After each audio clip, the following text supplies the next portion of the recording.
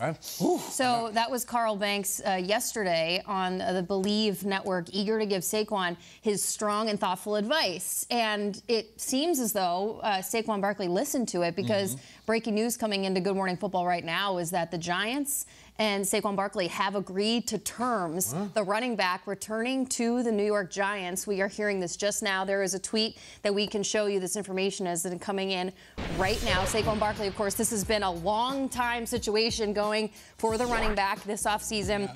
Here we go. Ian Rappaport, surprise, surprise. Giants and star running back Saquon Barkley agreed to terms on a new one-year deal. 1 year, of course, he was going to be franchise tagged. It's worth up to $11 million. Sources say as Barkley gives himself a chance to beat the franchise tag, he will get a $2 million signing bonus. Bottom line, Rap Sheet says Barkley is coming in and he will be reporting to the Giants training camp. Now, as of 3 minutes ago, the fear was that Barkley was not going to show up. I immediately am going to go to Peter Schrager, because the quizzical look on your face, Peter, is curious one.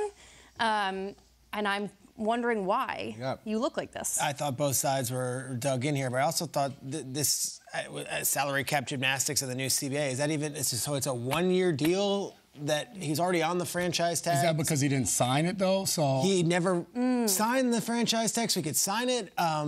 They didn't rescind the tag necessarily. It was never on him because he never accepted it. So it's a 1 year deal for $11 million. Remember, we heard that he was offered up to 13 during the bye week. He said, no, I'd rather hit free agency. So this is more than the franchise tag, which would have been at 10. It's 11, but it's a 1 year deal. I'm a little surprised it just was wrapped up like this, considering it seemed like two sides were very far apart, especially after Saquon's comments, how he might sit out the entire season.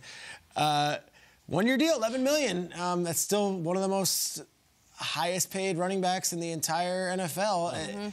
But we're back in this situation again. At least he's here, though, right?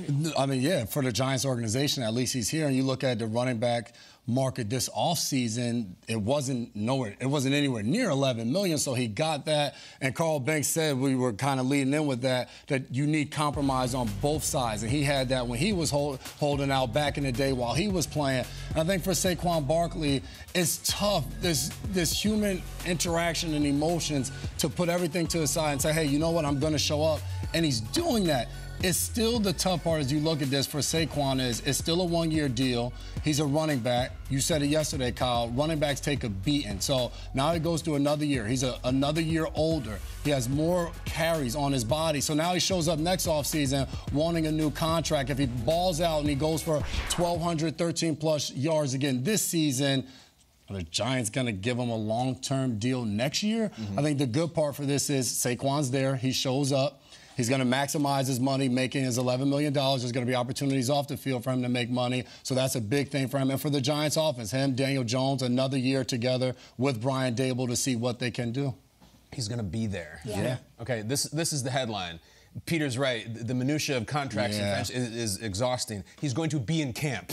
He's going to be there for week 1. He's going to be there for 1st and 10 from the 25. Saquon Barkley is going to be there. That's great. I read yesterday that Josh Jacobs got on a plane and left Las Vegas. Like, I don't know when he's coming back. I don't know if he's coming back. Next time we see Josh Jacobs, he could be training in the offseason, training in the regular season. He could be in a different uniform. Saquon Barkley is going to be a Giant. Look, I don't know after this. I have no idea. This is a victory today because if you're a Giants fan, you just want him on the field this year. The long-term thing, we got to win some playoff games this year. We're trying to get to a title game. We may be trying to get to the whole damn thing this year. 26 will be out there. Now, all these things about, okay, so he has 30 touches in the first 2 games, and they're using the crap out of him. Is he going to be happy? Is he going to come up in the training camp and be like, my hamstring hurts? I don't know, because he has no long-term assurances if you're Saquon. This is not a big victory for Saquon, I don't think. You know, it's funny, we had this exercise here. We started the show, we're getting ready to talk, and then we hear his breaking news, and Jamie starts to say we have a tweet. I'm thinking, is it a 3-year deal? Did they do the long-term thing? No, nothing. Did he sign? Nothing. It's a 1-year deal for $11 million, and we're all kind of like, huh. But the headline is 26 will be on the Giants in camp, and that's a win.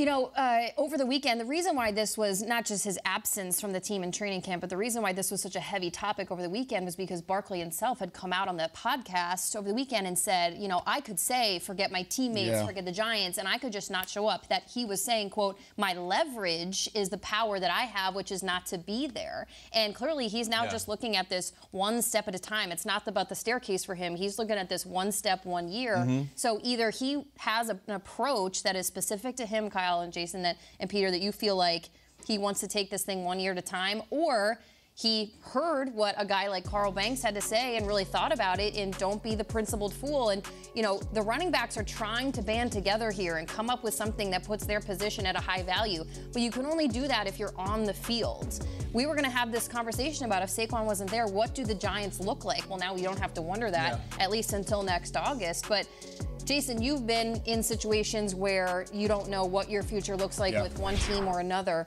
What do you think the breaking point came for Saquon Barkley and the team maybe where he's just like, I have to be with my guys? I honestly don't think Saquon ever was going to sit out the entire season. I just don't think for a running back, for any player that matter, sitting out the entire season is not the answer, because your opportunity to make money in this league and to play a game that you grew up and you fell in love with as a young kid is only a certain amount of years. You get to a certain age, you get to a certain point in your career, and you just can't do it anymore. So for Saquon to sit out an entire year, not only is he missing out on his opportunity to have fun and play a game he loves, but he's also missing out on an opportunity to earn money. It's not only the $10 million, which would have been franchise tag, now $11 million, but Saquon Barkley makes a ton of money off the field. And you make money whether it's whatever sponsor you want to throw out there at the wall.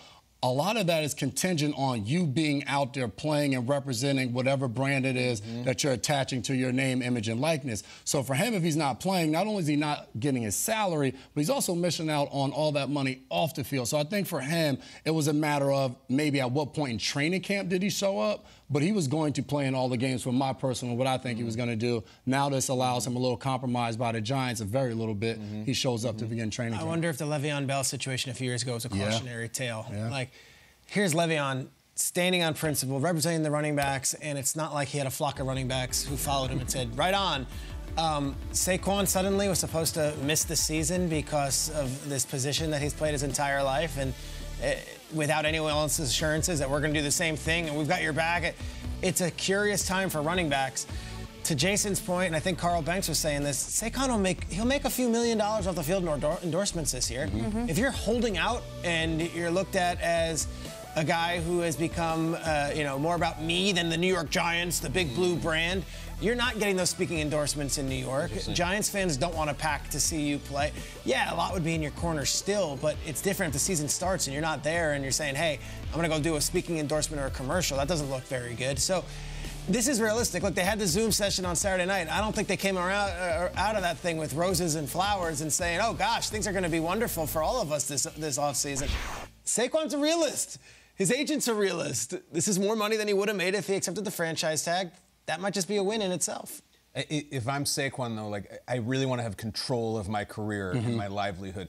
I'm very wary of how much I'm running the ball. Like, that's a huge deal to me.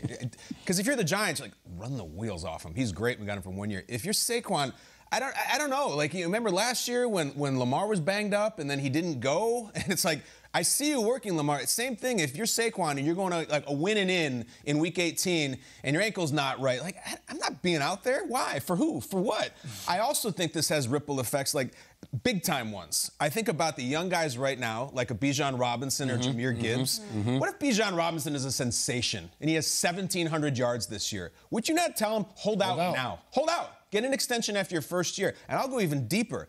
I look at college kids, even high school kids.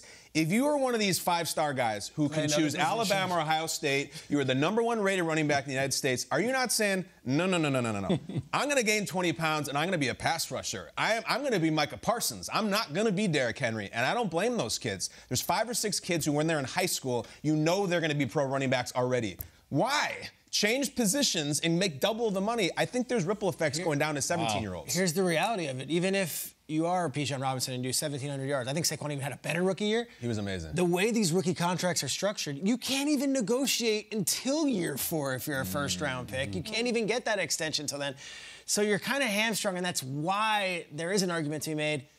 do draft that running back in the first round. It's a cold business, but draft him, get 4 years out of him, and then Good point. look at Saquon. You could not have asked for a better rookie year. I know. Could not have asked for a better year last year. And he still is the one looking and saying, really, $11 million compared to what other positions are making? I think Giants fans should be relieved right now. I'm trying to do the gymnastics, and maybe you guys can help me with it.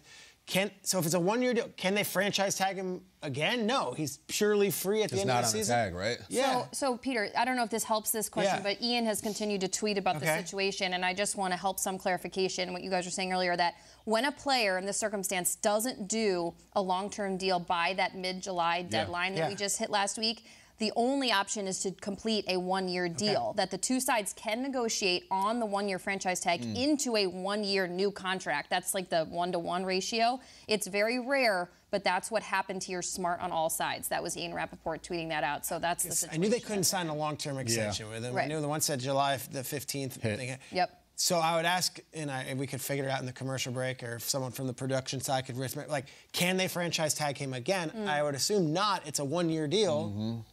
And I guess that's kind of his freedom also. He can say, I can finally hit the market, too, at the end Maybe of this that's the argument. So, again, Saquon Barkley, breaking news here on Good Morning Football this morning, gets a 1 year deal to go back to the Giants to be at training camp. It's worth $11 million with a $2 million signing bonus. Our own Ian Rappaport had that this morning as we came right on the air. Good for you, Giants fans. We're happy for you. And you know what else it means? Football is back.